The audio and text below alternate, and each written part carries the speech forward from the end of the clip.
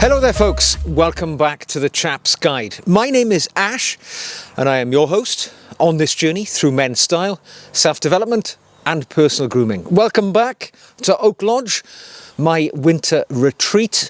Over the Christmas New Year period, I always make some extra videos for you guys. I elicit from you questions that you would like me to answer for you. Or if I can't answer them, I'll certainly give you my observations or the way that I'm approaching the obstacles and challenges of life. And today's question comes from one of you who I've met in person, shared a pint with. It's from Ian, who says, what skills other than ironing and cooking should a chap, in your opinion, have in his toolbox for life? It's an amazing question. And you know what? These thoughts of the skills that a person needs to have to be a gentleman or a chap, this is extremely relevant for me because I am raising a teenage son. I've got a son who's 14, will be 15 in 2025. And of course, what I'm trying to do as a parent, my job, my primary job above everything else, is to prepare him for life as a chap in the 21st century. So that my legacy rubs off on him and he can do what he wants to the next generation, but I will have fulfilled my task and prepared him for, giving him the leg up in life that all of us men would like to have from our parents, and certainly I did from my father. So I've curated a list, I think, of 5 different areas which I feel a gentleman needs to have acquired some skills. And some are broken down into different areas, so I'm just going to crack straight on with this. This is kind of off-the-cuff stuff. Now, one category, which I think anybody should have, if they seek to be a chap or a gentleman, is the ability to take care of themselves. This is imperative. I have met many, many people during the course of my journey through life, right, who couldn't take care of themselves on a domestic level. Right, so, when I was a police officer, I visited people whose houses were in utter chaos, in disarray. They were men, perhaps, who had lost a partner. Their wife had died. Their partner had left them. I mean, we all know people who this has happened to. They've got divorced, and they just can't take care of the basics. And it goes to hell in a handcart when they don't have somebody prodding them along on a domestic level. So, some of the areas which I think you need to crack. Cooking and nutrition. Every man needs to be able to cook and to fend for himself in the kitchen. I've done numerous videos on my channel on sort of signature dishes that I make. They may only be stews. I made a stew in this year's Christmas special video. There's nothing difficult in making food. It is as difficult or as easy as you choose to make it. But you've just got to get into the kitchen and give it a go, and you will acquire skills which will allow you to look after yourself. And believe me, when you start cooking for yourself, then you start to take more of an interest in nutrition. And these things start to come together because you can then eat better.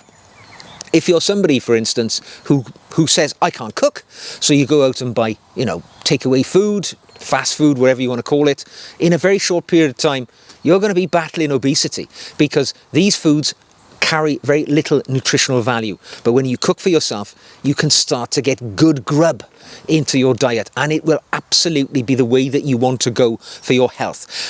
Cleaning, right?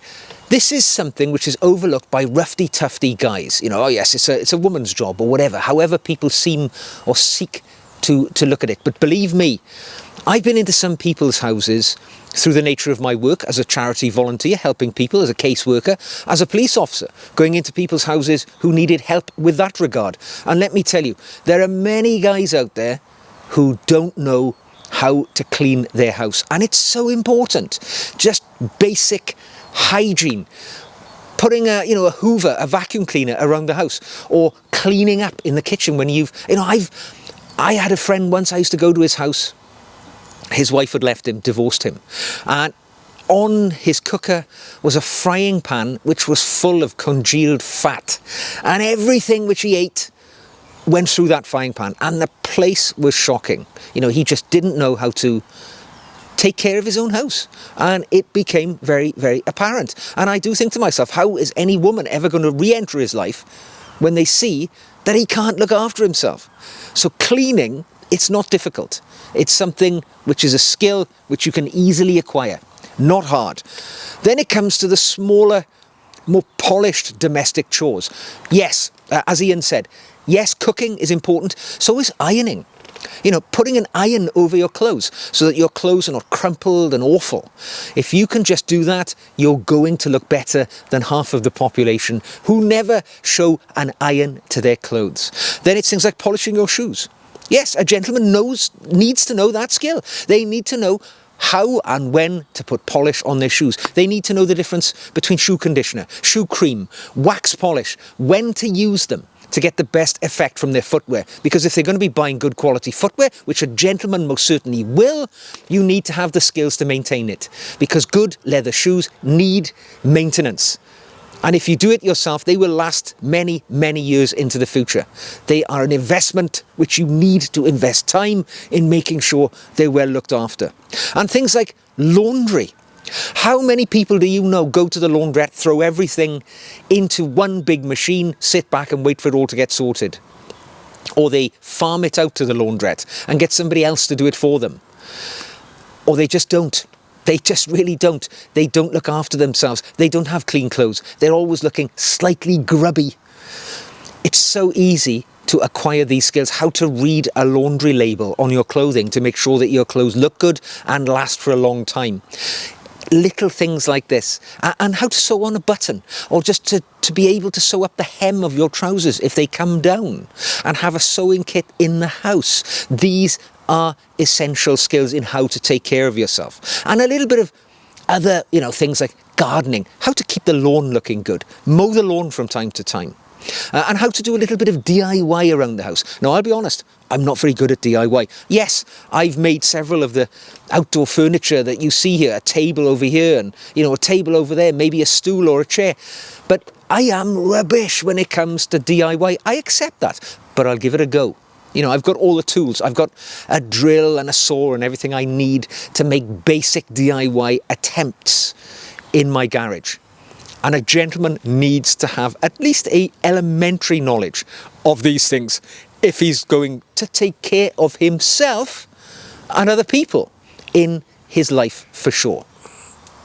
Now, the next area in which I think a gentleman needs to have at least the most basic skills, and this again is something which I've been instilling into my son on his journey up to his mid-teens as he is now, is the ability to survive a night outdoors. Now, I love being in the outdoors. I'm a bushcrafting sort of guy. And it saddens me when I look at the next generation, or the current generation of children, the up-and-coming men of the future. Because what I see, tragically, is a bunch of house-dwelling, slightly chubby kids who rarely spend much time outdoors, and they don't like getting dirty, and the rough housing of the natural world is something which is alien to them, frightens them, and doesn't appeal to them at all. Now, I'm from a different era. Born in 1970, so for me, the outdoors was my playground. It is where I spent all of the time in my younger years. So I've become at home with nature. I love nature. It's such a big part of my life. It helps me in so many ways. But kids today, any form of discomfort, they're not interested. They just want to be at home, playing video games, streaming stuff on the TV, watching YouTube, eating easy food. They are a generation of soft people. And I like to think, when I'm preparing my son for the future, if his car should ever break down, when he's in the wilderness, he has to spend a night out in the woods, he's not going to be worried by it. In fact, he is going to revel in the challenge that nature will give him, just as I do.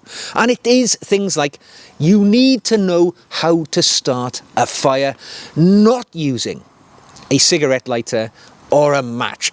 Every fire which I start here is started with a ferrocerium rod, a fire starter, just like that, right? It's so easy, thousands and thousands of fires inside this fire stick, and I taught my son how to light a fire that way when he was tiny. Do you know what? I used to come up here with my boy when he was before school age. We would light a fire in the woods, we'd set up a tarp, and we would cook sausages. And we would have our lunches here before we went to school when I was looking after him. You know, on my days when my wife was at work, I was at home and vice versa. This would be our playground as father and son. And as we grew older together, you know, this is what we did. We came here, we enjoyed nature. I remember teaching him to start a fire using a fire iron. And you know, we used to come up here and I would show him how to harvest fat wood, so the resinous wood which you find in pine trees, and we would use a knife and learn how to start a fire using nature's bounty, so that if that situation ever arose in the future, he needed to do that, he had to draw upon these skills, they are there, ready. And on that subject, I taught him quite early on how to use a knife, because out in nature you need cutting instruments. For me, always in my pocket is some form of knife. Yes, I do live in the UK. I need to have a UK legal carry knife, which isn't particularly glamorous, but a knife is an invaluable tool in the outdoors. And I taught my son from a very early age the respect necessary from edged tools and the importance that they have in a survival situation, how valuable they are. I taught him to cook outside. You know, we often come out here. We would set up a tent in the summertime in the sort of paddock area of the woods where there's a clearing, and we would spend a few days up here cooking outdoors over an open fire, over a fire pit, and we would have sausages and steak and whatever we wanted. It is so important to know how to maintain yourself through nutrition and you know, eating properly when you're outdoors. It's not that difficult. You've seen me doing it loads of times when I've been out in the woods cooking here in my Christmas specials every year. I've cooked a full Christmas dinner over this open fire in a previous year. It wasn't that hard. You just have to apply your brain. Another thing which I think is important for somebody to be able to do now is to navigate outdoors without using technology. These days we all pull out our iPhones and it tells us where to go.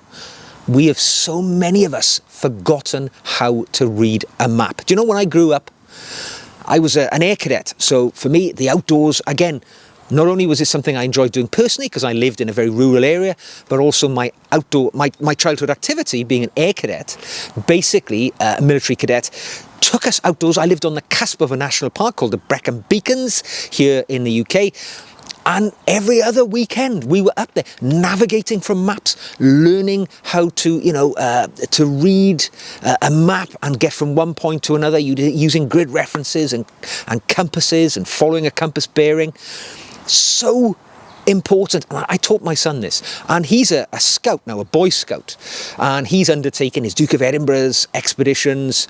He does the 10 tours, he's doing it this year, and this all involves navigating from a map.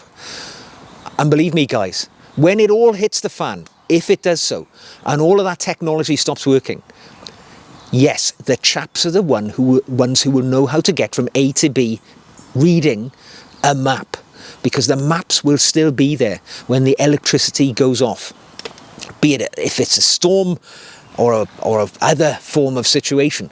But you need to know how to get around the place. And we need to embrace nature. Nature it's part of us.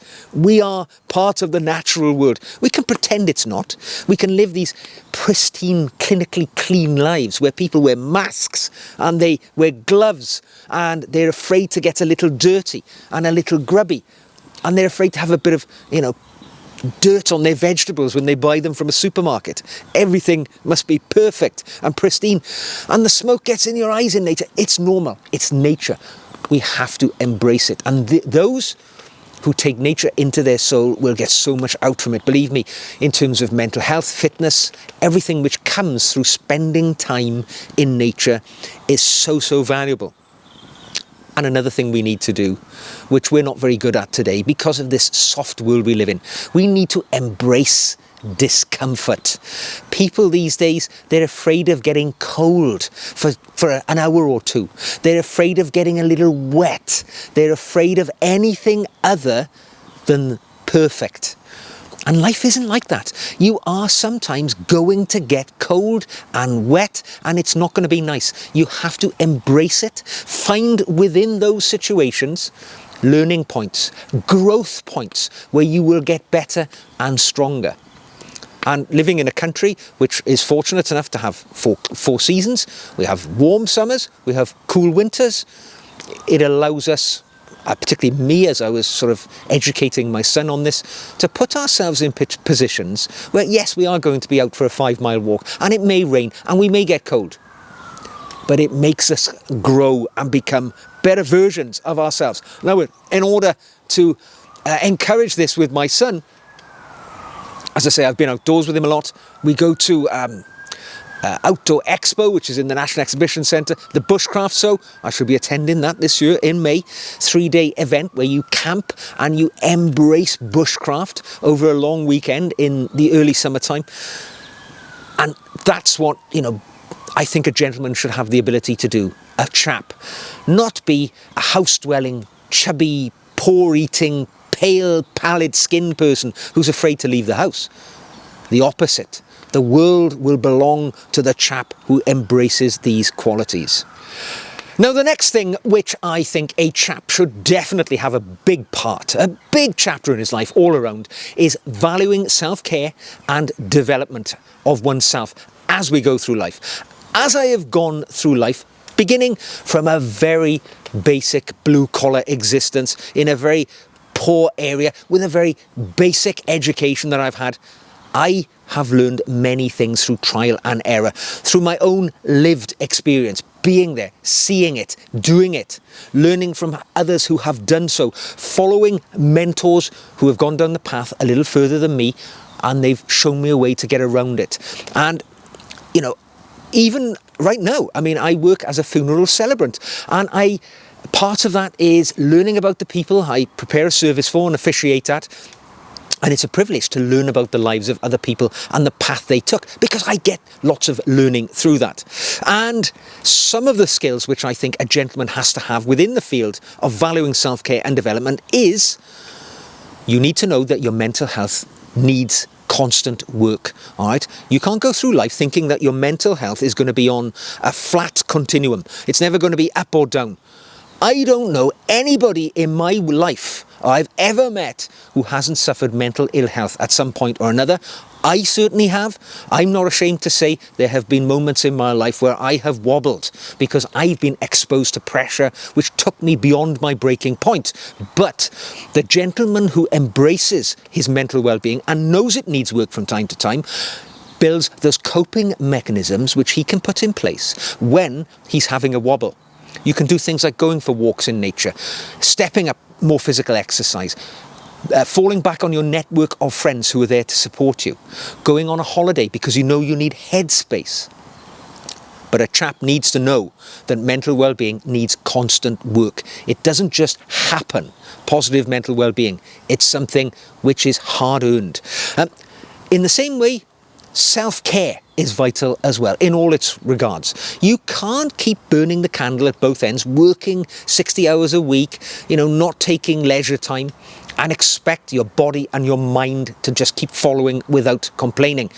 You need to take time. Every so often, when your mind or your body tells you, you need to step back, get off the train, and just let the world pass you by until you're ready to get back on, because self-care is vital. Last year, I did a whole video on it. I took a flight to the Netherlands and I spent 4 days on my own in a world of utter self-care, giving myself mind space in February, a very depressive time of year. And, I talked about that. I'll drop a link to that video in the show notes below. But self-care, again, it's something worth investing in. In the same terms, physical activity in your life is imperative. If you are one of these guys who, you come home from work, you ensconce yourself on the sofa and that's your activity for the evening, you are somebody who's going to suffer with obesity, mental health problems, you're not going to have good mobility, you're not going to have a good quality of life. Physical activity brings huge dividends as you go through life. My father's a great example of this. My father was a very fit and active man, played football, he was a physical training instructor in the British Army, I believe.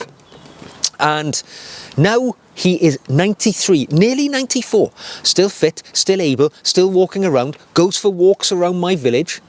Nothing at all wrong with him. Under no life shortening medication. He's got no life-limiting illnesses at the moment, and he's 93. And he puts it down to the fact that he invested in his health and well-being when he was a young fella by taking exercise, doing sport. In regard to my son, I encourage him to participate in sporting activities. He plays field hockey. It's become his love, his passion. And, when you can do that, as a chap, I think putting physical activity as part of your normal life, it will pay off. Nutrition is a science. That's another thing that a chap needs to know. You don't just happen to be in great physical condition. Remember, health begins, in many cases, a great body, a great mental outlook, begins in the kitchen. Cook for yourself. We talked about learning how to cook, getting that nutritional knowledge. And it is a scientific thing. Understand what carbohydrates are, what fats are, what other areas of the diet, the proteins that you want to take into your body and the proportions of it.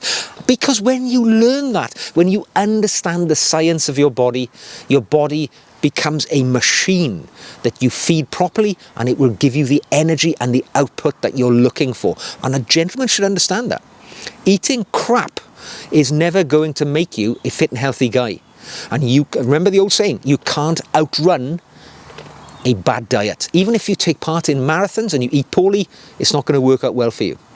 It goes hand in hand. And remember, on that sort of tone, alcohol is a poison.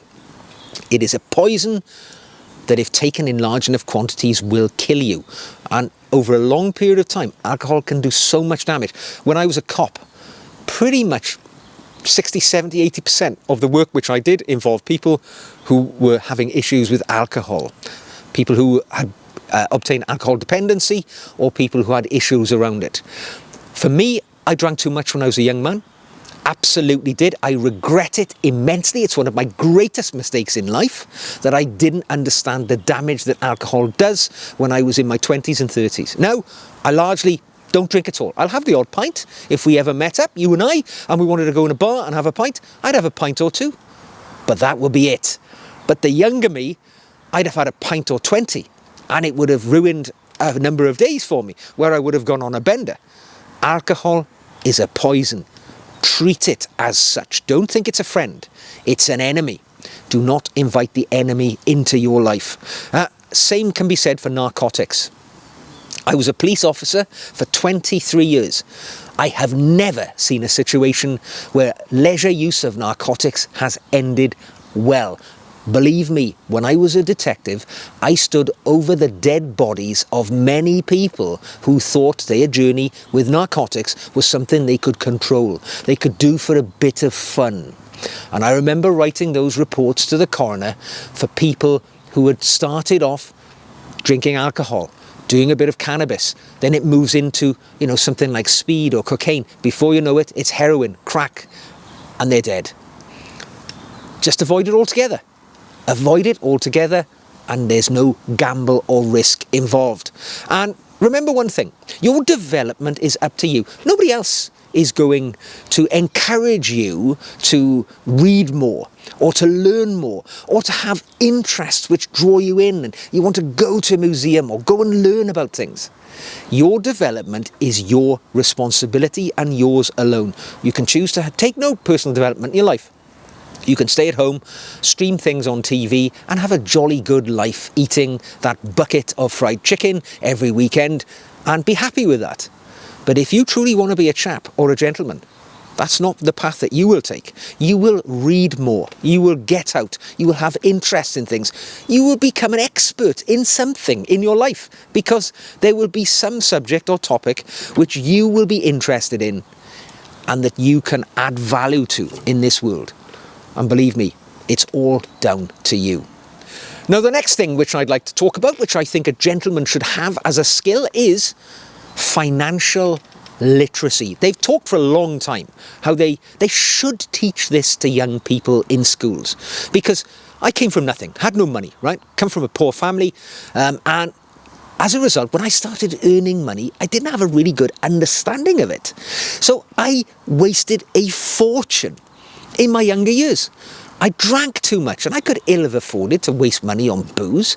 I gambled. I actually used to gamble quite a lot. Horse racing, casinos. That was me. You know, I've been to Vegas. I've done all the things. I've been to horse racing tracks. I've spent time in betting shops, as we call them here in the UK, because, you know, through a desire to a bit of leisure gambling, the thought of free money at the end of it, I wasted money. And I wasted money on fancy cars, expensive watches, fancy clothes. Did it do me any favours? Not at all. It was not something which now I am grateful for. You know, and a lot of people are the same. Modern people, they will spend their money on tech. They have to have the latest iPhone. They have to have the latest games. Fabulous holidays to the Maldives every year. You know, and I know people like this. I mean, a friend of mine, I remember vividly, his wife left him. In fact, I met the same guy I talked about earlier. And his wife left him. And he had to sell the house. He ended up, you know, to give her half, he ended up with a sizable chunk of the equity of the property. And you would imagine, okay, a man in that situation, his first thought is to maybe pay down something on a new mortgage, get himself in a better position. Oh God, no. All of that money was spent on trifles. He ended up going on great holidays. He got himself a much younger girlfriend and lavished her with expensive gifts, took her family on holiday, spent things on like video games, car, even bought a rifle if I remember correctly. Lots of things like that, utter unnecessaries. And in a very short period of time, money which could have been life-changing had been frittered away. No financial literacy. So, understand the value of money. A chap needs to do that. He needs to understand it. For me, how do I do that? If I'm thinking of buying something, right, or wasting money on something, but I will picture in my mind how long it takes me to earn that amount of money. Now, I do certain jobs which have a certain hourly rate, and I think to myself, do I really want to buy that sweater? Because it's going to take me 3 hours to earn the money that sweater costs after tax and so on. Am I prepared to give up 3 hours of my life just to have that sweater? Quite often, it pulls me back from the precipice of buying things that I don't really need. And you need to put your money to work for you as well. So a intelligent gentleman will understand investments and planning, and if you have money, slack money each month, you put it to work for you. You'll be putting money into a pension from a very, very early age. Believe me, because of my pension planning, I was able to retire from full-time work at the age of 50. And to have financial security for the rest of my life as a result of that. The earlier you start putting money away, the earlier you can retire and do the things that you want to in life. So understanding investments and planning and having budgets, you know, and this is above all the big thing here, live within your means always. You don't have to have a fancy Mercedes or a BMW if you owe money on the mortgage. Believe me, the last thing you should be doing is pissing your money away on a fancy car or a fancy watch if you owe money. If you've got debt anywhere in this world, that should be your number one priority, not buying a new BMW or taking a holiday to the Maldives or buying a Rolex watch. Only when your money is free and clear to be spent on luxuries is when you should spend it on luxuries, not when you owe something to another person. And seek bargains in this life. It doesn't matter what you're looking for, what you want to own. There's probably a deal there somewhere to be struck. Right? I buy a large proportion of my clothes in second-hand shops, and I don't have a moment of shame or worry or regret about that, because I get to wear things that I couldn't ordinarily afford, because I am prepared to go down the pre-owned route. So when it comes to money, put aside your high and mighty views about never buying second-hand. Believe me, folks, my wardrobe is better than yours, and I paid a fraction of the money for mine that you did for yours, because of my sensibilities and the way that I'm prepared to bring things into my life. And finally, the last skill which I think a chap should have is social literacy. Right? It is the ability to stride through this world and make connections with other people, because you may possess all of the qualities that I've just talked about, but you need that final polish, the gloss of being a gentleman. Somebody who can engage with other human beings on a personal level to truly be able to call yourself a chap, a gentleman. Now, there are some things which you will need to acquire the skills to call yourself socially literate. Firstly, conversational skills. The ability to talk to people regardless of their social status or their social rank and feel comfortable in their presence. Now, I'm quite fortunate, right? I was brought up in a very working class community. So I'm very happy talking to people on the lower level of the social scale. And it took me a long time to acquire the skills to be able to talk to people who are more highly educated, more socially mobilized than I am. However, it did dawn on me on one occasion that I had achieved this ability some years ago when I found myself working as a police officer, dealing with people at the very lowest strata of society. And then the following week, I found myself in Windsor Castle in a meeting with the man who is now the king of this country. And we had a conversation because I went there to receive something from him and, we had a chat. And it dawned on me, I've come a long way, able to speak to people on the street, drug users, addicts, people like that, and able to speak to the head of state. And even though I felt a little nervous meeting the king, to be quite honest, but it didn't faze me because I always think to myself, I'm just as good as anybody else. I am a human being. I draw air into my body and breathe it out just like every other person on this planet. Nobody is better or worse than me. And when you adopt that ideology, you find it quite easy to talk to people, however vaulted their position or however low they have fallen.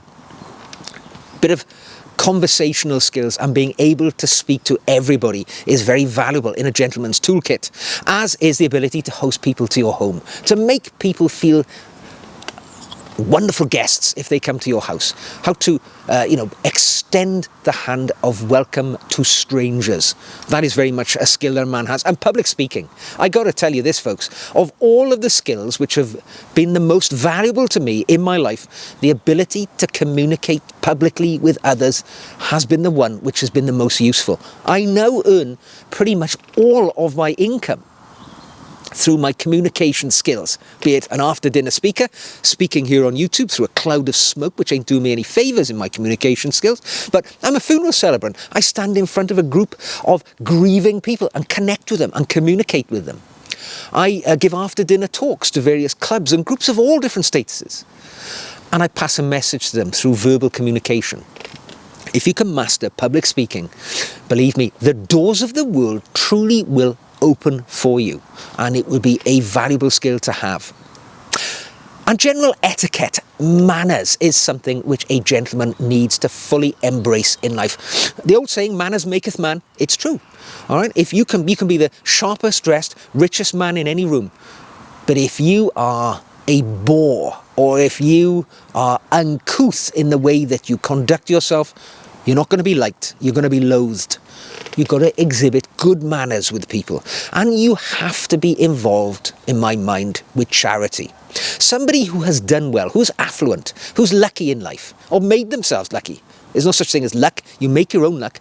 But if you've had a good run of things, it is your duty to do something for somebody who has been less fortunate. I have taught this to my son from a very early age. When he was little, I used to get him to write a list for Santa at Christmas. And I used to say to him, pick one of those items from your list. We're going to buy it and we're going to give it to a child who does not have the good fortune that you have to have the ability to have these things.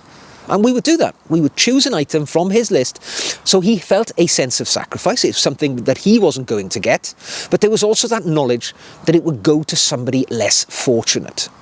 These things make a difference. You need to instill it in the next generation and exhibit it in your own life, whether that's giving money or giving the more valuable asset that you have, time. Your time can be given to charities and it will make a huge difference. And finally, you'll be glad to hear, the last thing that I think a gentleman needs to have in his life as a skill is patriotism. You need to love your country, regardless of your country, right? Whether it's a big country or a small country, a economically powerful one or a poor one, or a country which has a jaded history or a glorious history. Love your country and do what you can for your nation and embrace people into it. Patriotism without prejudice is the way I like to put it. Love your country and everything it stands for, and share it with other people as well. These are just the ones I could think of off the top of my head. I could be here for a whole afternoon reeling other ones off, but it's a start. Let me know what I have forgotten to mention in the show notes below. In the comments below. I'd love to hear what you think. If you've enjoyed this video, like it, subscribe for more. Don't forget you can support this channel by buying me a coffee, one-off thing, or for a very small, I think it's £3 a month, you can benefit from the additional videos I make each month. And you can also have a personal dialogue with me on that Patreon page, the link to which you will find in the show notes below. So, until the next time, folks, take care, acquire your gentlemanly skills, and I'll see you again very soon.